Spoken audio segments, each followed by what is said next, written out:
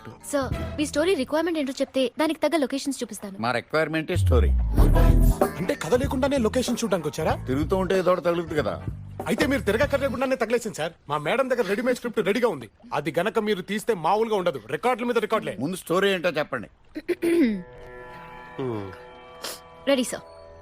అనగనగా కోటిపల్లి అని ఒక ఊర్లో కోట్లకు పడగెత్తిన కోటీశ్వరుడు ఒకడున్నాడు. పేరు కోటేశ్వరరావా? కాదు, వెంకటేశ్వరరావు. ఓ, అతనికి కోట్ల ఆస్తితో పాటు కోటి మందిలో ఒకటిగా బ్రతకాలనే కోరిక కూడా బలంగా ఉండేది.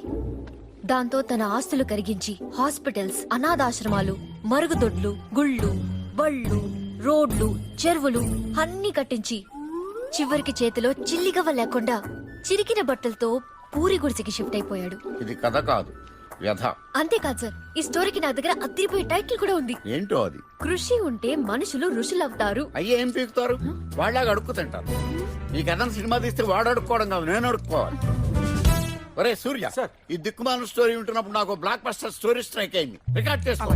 ఈ కథలో ఒక హీరో, 5 హీరోయిన్లు. ఫస్ట్ సీన్ లో ఫస్ట్ హీరోయిన్ మోనాని మన హీరో మేకేసుకుని చంపేశాడు.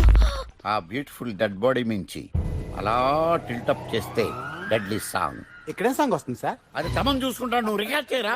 కట్ చేస్తే రెండో హీరోయిన్ రాణి. హీరో పెద్ద బండరా ఎట్టుకుని తలగా బాగా కూడా చంపేశాడు. కట్ చేస్తే కామెడీ సీన్. ఎక్కడ కామెడీ సీన్ ఏంటి సార్? సవాల్ 2 సెటైర్లు వేసుకున్నాయి, నువ్వు రికార్డ్ చేసుకున్నా. ఇక మూడో హీరోయిన్ మమతని బరబర ఇడ్చుకెళ్ళి బాత్రూమ్ లో పడేసి పేక మీద కాలేసి తొక్కి చంపేసి. కట్ చేస్తే ఫైట్. ఫైట్ ఎవరితో సార్? ఇంకెవరితో? అమ్మాయి బాయ్ ఫ్రెండ్స్ తో. అంటే అమ్మాయి క్యారెక్టర్ అంత బాడా? బాగా బ్యాడ్.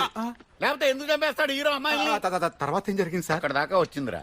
నైట్ 2 పెగ్గలేస్తే మొత్తం వచ్చేస్తాయి. బేబీ, సార్ ఈ స్టోరీకి యాప్ లొకేషన్స్ కావాలమ్మా.